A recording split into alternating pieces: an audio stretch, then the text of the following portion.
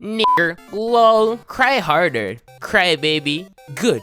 I hope he does that to minorities. Stupid niggers. Me. Ask why you hate black people. Because they're savages.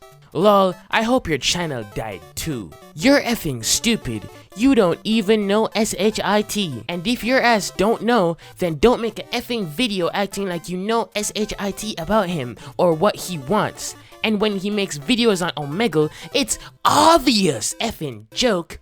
Get your info straight, bro, for real, for real. Hola, Mr. Nigger. Hola, Mr. Nigger. No wonder you're getting abolished and ratioed. It's so clearly satire. If you're offended by jokes, then you're more of a clown than the joker. He's actually making fun of y'all and y'all eating it up. Ja ha ha ha ha. It's okay for Dems to be like that with Republicans, but we can't use your own tactics. Ha ha ha ha ha. Why you getting so much hate on this vid? Are people really that racist? Damn bro, honestly, I really don't flipping know the answer to that question. I really couldn't tell you. Imagine self-liking your own comment. Sad ape. I came expecting the real story, not some random guy's opinion who sleeps in a bunk bed. Bro, he isn't serious. Ha ha ha, laughing emoji. When he does those videos, he's joking, you F-tard. That's why you got bunk beds, you effing fag. Get your information straight, you effing P-word. Laughing emoji, middle finger emoji. When he says that Gypsy says the N-word, he means nigger. Wow! Really? Oh my god, thanks for the education, bro. You know, I really didn't know that. Oh my god, I feel so much smarter now. Jeez. Shut up, London idiot. He's not white, ha ha ha. And the Joker was for the people, ha ha ha ha ha. He making fun of y'all Dems, cause the war is against the Dems. Yeah, because I'm totally a liberal. He's not even white, he's Indian. He's trolling. Ooga booga doo! Ooga booga booga doo! Shut up, worthless idiot. We aren't even racist, we just like his videos because we know he's joking. There are even black people that know he's just joking and like him. Yet you think we are racist?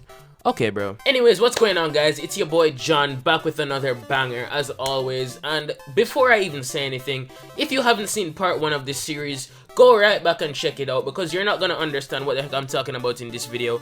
But, you know, to everyone who's returning, I had to separate the videos into 2 parts because this would have just been way too long for one video. So with that said, while the purpose of last video was to, you know, give a basic introduction into Gypsy Crusader and how he became who he is and, you know, just the basic stuff like who he is, you know, his backstory, stuff like that, right? That was the purpose of the first video.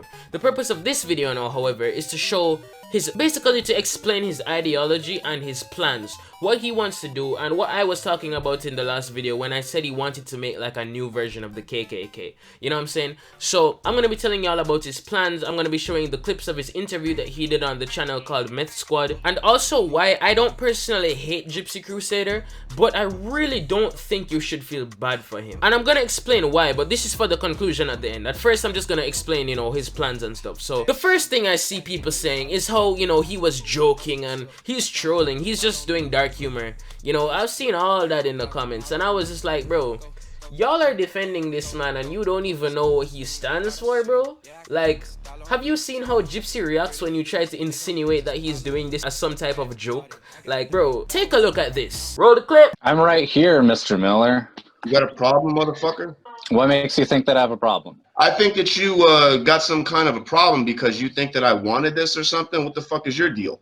When did I say that you wanted it? I don't know. You just sound like an arrogant asshole. Well, I don't think that you wanted to be harassed and hated, but I think that it's a good thing if your videos go viral, right? And they spread and then you get your message across. But you think what? That I wanted this? No, I think you want your videos to... Don't you want your videos to... No. You think I like it? You think I like it? Like what? You think I like this shit? Like making videos on the internet or like... No, motherfucker. Do you think I'm doing this because for some kind of shock value or something? You think I'm doing this because it's a game? Or what do you... I don't understand. I don't really like you. You really rub me the wrong way. I want to punch you in the fucking face. I don't want to rub you at all. But do it for shock value? Is that one of the things that you... Is that what you think it is? I did this because I didn't want to be violent. Where you think I'm going to hurt somebody, motherfucker? Let me tell you, if I wanted to, I would have. I didn't want to do that because that's what the system wants.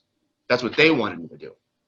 I did this because it was the only outlet that I saw that was possible to fight back.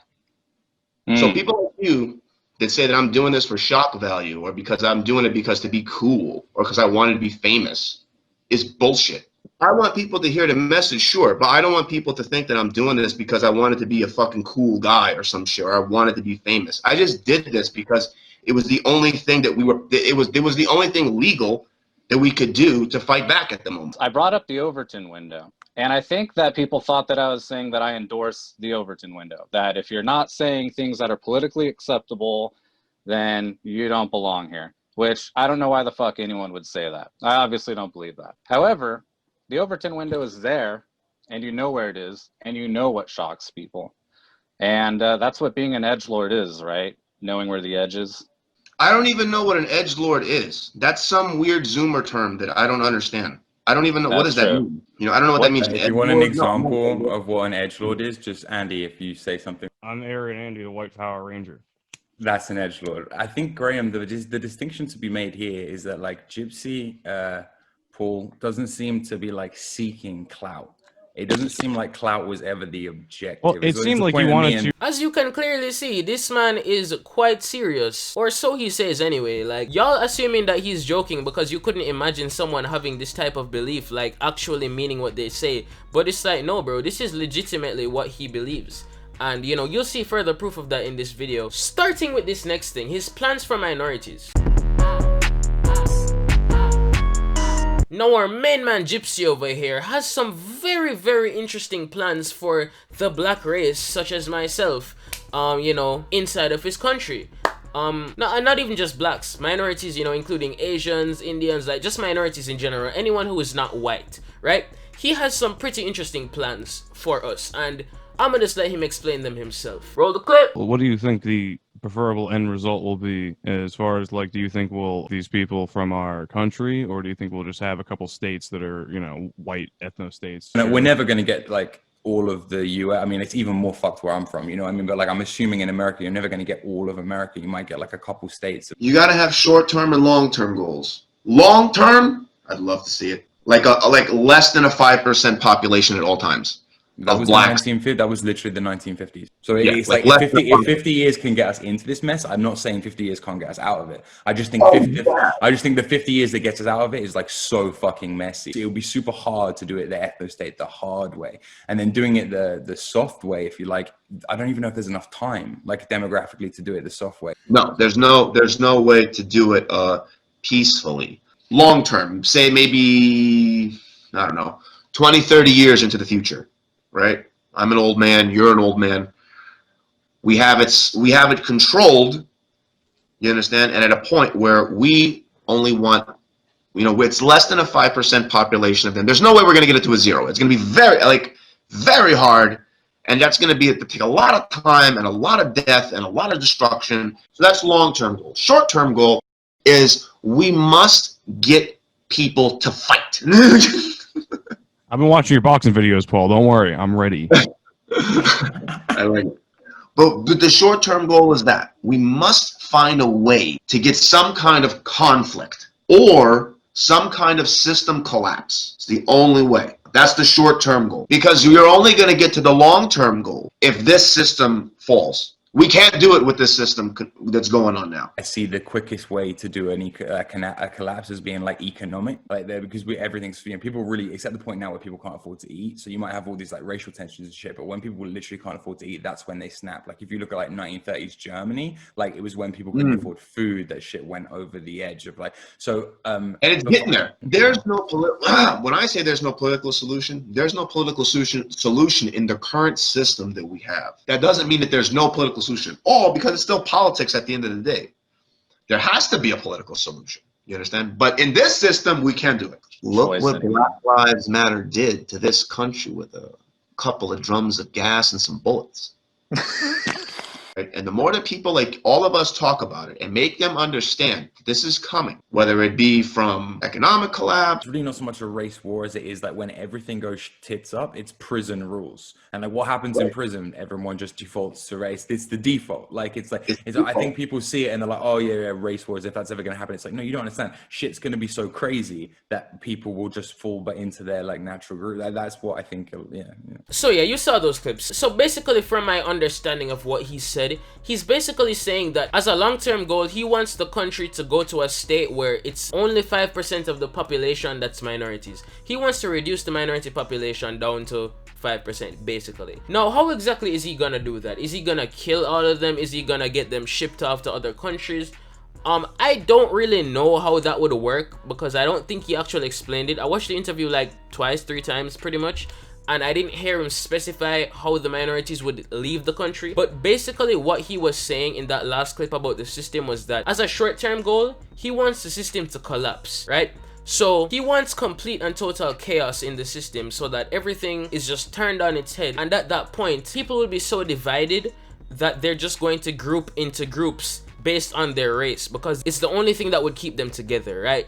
So, you know, for example, in a world where everything is gone absolute flipping crazy and everything is just messed up, like, and nobody trusts anybody, you know, they're saying that in a world like that, the blacks would group together with other blacks, the whites would group together with other whites, the Asians would group with other Asians, and everyone would just have their own group, you know, because there would be a race war, is basically what they're saying. They want a flipping race war, G. They want a race war. Now, to be honest with you, do I see this as a realistic thing that could actually happen? Not flipping really. And the reason for that is because majority of people just aren't going to do that, dog. Like most people, this isn't the flipping 1970s, you know, where black people were like just coming out of like segregation and whatever, like in recent times, and you know, most white people still had racism in them. Like, this is 2020, dog. A majority of people aren't racist. Majority of people don't have that inside of them. And from my understanding, most people don't really see color when they look at people. Like, yeah, you know, obviously you know the color of somebody's skin,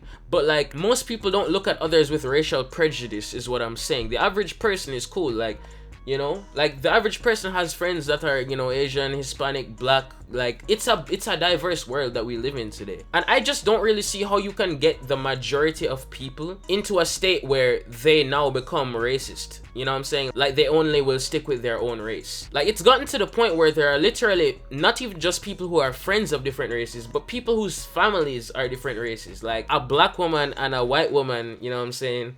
They're gonna have 2 different families of 2 different, you know, colors, but those families still love each other and they're still connected.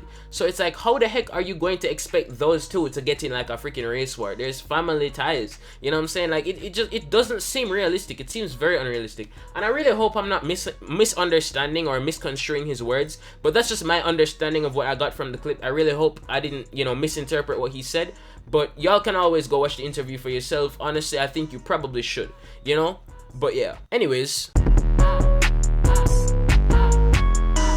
Well, even normie conservatives want a culture war. That's just a metapolitical expression of this shit Race. we're talking about. Yeah, exactly. I agree, because culture is derived from race and people that look like each other and whatnot. You can't really separate the 2.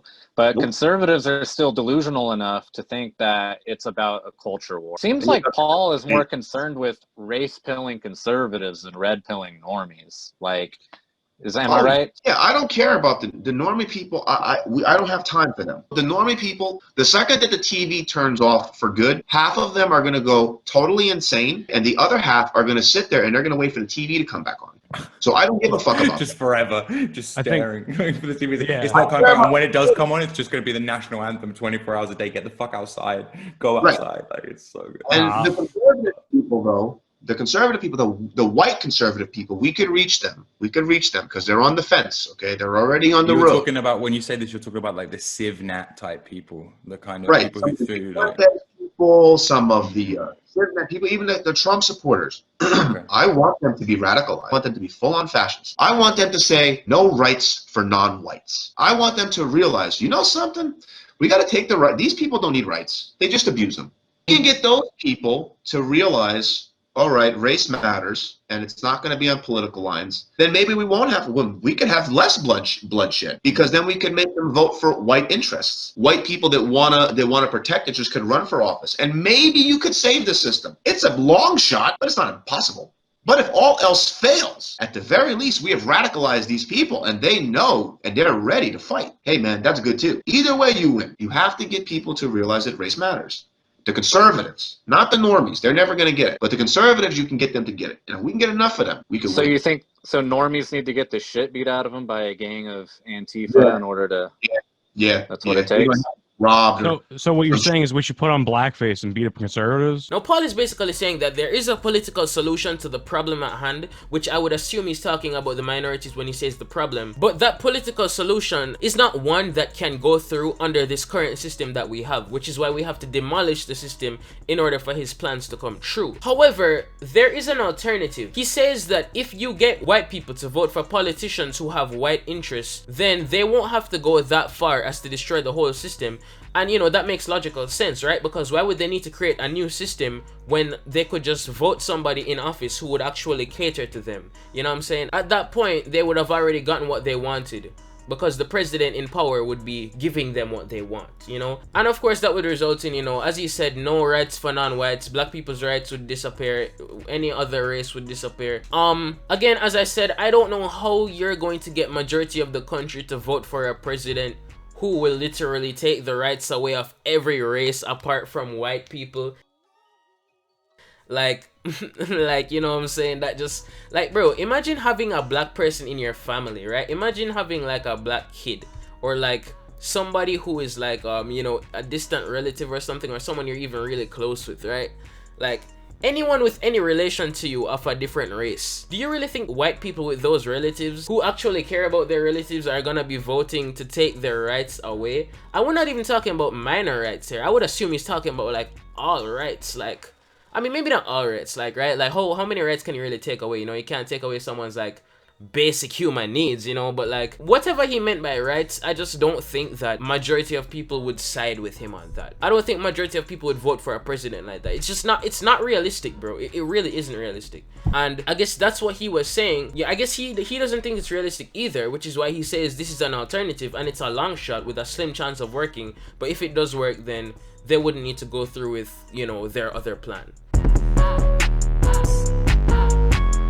So there were some people in the comments saying how Gypsy is not white, he's, you know, he's Indian, or he's a gypsy, you know, and gypsies are like a group of people who were like tortured and killed by Hitler or something like that. So, you know, obviously he would be like against that, right? That's what they're saying in the comments. But, you know, Gypsy has actually gotten this before, like this type of response, and this is what he has to say about that. Let's get into the purity spiraling shit. Like, what's your ethnicity? And there's one dude in our comments who just will not fucking shut up about Gypsy's not white, Gypsy's not fucking, and I'm one dude who presumably has done fuck all for the white race, by the way.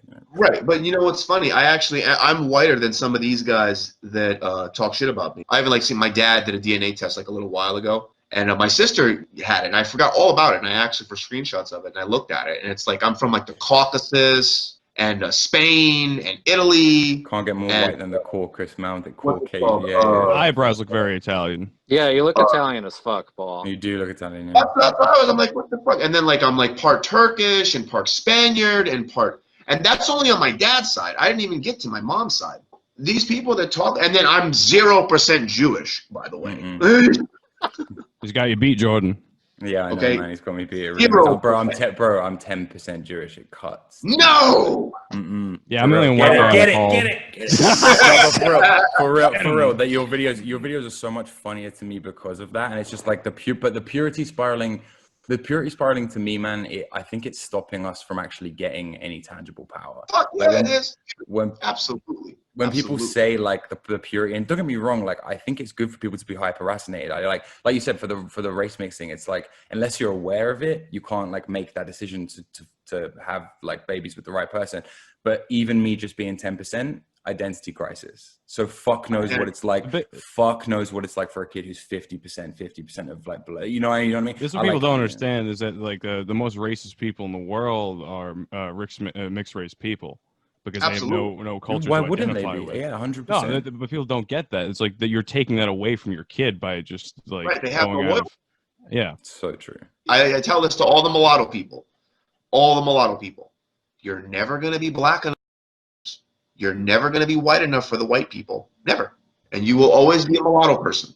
Period. End of story. And this is what I say about the purity stuff to all those people that are like, oh yeah, he's not white. You have to look at it through the eyes of your enemy. You're going to see the person that you're giving a purity test to as a white person, or is he going to see him as, or is he going to see him as a Jew, or what's he going to see him as?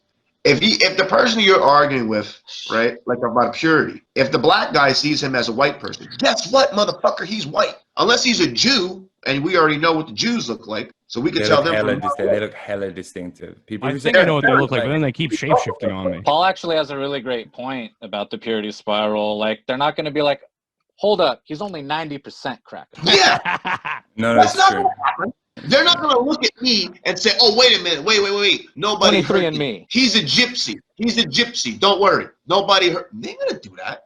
Well, So basically, he's saying that, you know, it doesn't matter exactly how pure white you are. You know what I'm saying? It really doesn't matter, because as long as you're perceived as white, that's how people are going to treat you. Like, Black Lives Matter and Antifa are not gonna look on you and be like, hold up, don't hit him, he's only 90% cracker. Like, no, he's white to you, so you're gonna treat him like a white person. So that's why he claims the whiteness, because, you know, that's what he is, you know what I'm saying? Like, that's his identity, you know what I'm saying? So yeah, and tell the truth, like, if he didn't tell you that he was a gypsy or whatever, you just assume he was some normal white guy. Why? Because he looks like a normal white guy, you know? So yeah. Alright, so honestly, I wasn't actually going to bring up this point at first because I couldn't find any like sources of him speaking about it directly. But from what I've heard and seen from other videos about Gypsy, and also someone in my comments on the last video what they said about him, apparently Gypsy believes in this thing called the Day of the Rope, which is a white supremacist term where basically all the white supremacists will perform like a mass lynching of, I guess, all of the black people along with all of the white people who are black allies, right? Like women who are in interracial relationships, you know, people who want to be on the side of the blacks. So there's a YouTuber named Board Flora. He's actually the one who introduced me to this, and he made a video about Gypsy. I'm just gonna play that one clip of him explaining what the Day of the Rope is, because he'll probably explain better than me. So roll the clip. As a disclaimer, I want to clarify that Gypsy Crusader is not a character. This man believes in what he says and should be taken literally. That being said, what does he actually believe in? In some of his videos, he speaks of an event known as the Day of the Rope, a concept taken from white nationalist coin from the Minecraft Redstone That's not the right one? That's not... Oh shit. William Pierce's novel, The Turner Diaries. According to ADL, in the novel, white supremacist rebels, having taken control of California, engage in mass lynchings of perpetrated race traitors, such as journalists, politicians, and women in relationships with non-white men. These murders, which take place on the same day, are referred to in the Bible as the Day of the Rope. And yeah, so as I said, I originally wasn't gonna put this in the video because I couldn't find a clip of him actually speaking about it. But then I was watching the interview again and I realized he pretty much said something that pretty much like alludes to the Day of the Rope belief, and this is what he said. What's the bigger threat? The liberalism that accepts and allows the problem to start flooding in, or like the problem itself? You know, it's like chicken or the egg. Like, which one do you want to smash? Again, now I don't know, but my opinion is that if you removed the minorities, if we just took them away, those liberal people will have no other choice but to be liberal for white people. You follow what I'm saying? Like, they will have no choice but to maneuver that empathy. They'll get in line real fast. I'm pretty sure they'll have no choice. Think about places like Sweden that have, I believe, the highest rate of rape in the world. If I tried to campaign for the problems going on there, like Sweden's exploding problem or their rape problem, they would turn on me and because they want to keep the blinders on. When you gave them that ultimatum, they would no, I choose this over racism. I choose death over racism. That's what I want anyway. Fine, I don't want you here anyway. That's what I would tell them. Oh, like if we got what we wanted, we got power, and we're like, oh really? You want to be with them? Fine, go be with them, and you could suffer the same fate as they do. You see, it has to be harsh. Eventually, people like us are going to come to power in Sweden. It has to happen because they're not stupid over there. Swedish people are smart. For the people who are willing to choose death before racism, Gypsy is like, okay, fine, we don't want you anyway. You'll suffer the same fate as them. That pretty much sounds like the Day of the Rope to me. He didn't say it directly, but that seems like the belief that he's alluding to when he speaks about that, you know? So yeah, and as I said before, he supposedly said that on other clips. So yeah. They're talking about all this weird shit like UBI, right? Have you heard about that? Like university, like they're going to give everyone basically money just to exist while they take all the jobs and give them to automation and stuff like that. So it's like they will literally remove, and then they could just yank your money. That's what I'm waiting for. And if it goes like that, dude, and people don't do nothing, then shit, man, there's gonna be a whole bunch of motherfuckers like me that just say, you know what, we don't want to live in this world no more. And if that's how they're gonna want us to live, fuck it, let's try to go out with a bang, because I'm not living like this, and it's not worth it. You know what's crazy? You know what's crazy? A bunch of guys doing that might be the thing that wakes everyone else up as well. Yeah, because there's gonna be a lot of people that are just gonna say, okay, you know, I'm not doing this. I'm not getting a vaccine to go on a plane. I'm not doing this to go to work. I'm not doing this. This is crazy. I can honestly see a world where you can't open your smart fridge in the morning because you made like transphobic tweets last night or whatever. And I'm talking about like actually affecting no, like I think we're getting at, Jordan, is the social credit system in China might be a good way of explaining what you're talking about. Because that's what that is completely what I'm getting at, and that's how I see it. And this is a guy, when we talk to you, Paul, like you're a guy who's completely off the system. If they launched a social credit system tomorrow, your score would be fucking negative, like 100 or whatever. You know what I mean? Like you wouldn't even get, you know. So I'm saying from the outside looking in, like, are you advising people to get to the place where you're at, where they have like no social credit score, or are you saying like maintain the score you have until the whole thing comes down? No, because the only way we can wake more people up is by taking a hit to our personal scores. We're taking a personal hit to our credit score just by having this conversation. Do you know what I mean? Like, yeah, sure. Yeah, sure. And anybody who gets close to me gets hurt. It happened already a few times. They try to hurt the people who get close to me. So I try to keep my distance from everybody. Okay, so from my understanding of this clip, you know, Paul was basically saying that if it reaches to a point where, you know, the government is giving people universal basic income, which I would assume, I don't really know what it is, but based on the context of this conversation, it's like they give everyone, you know, a basic income, right? Basic, you know, they give everyone money is what I'm saying.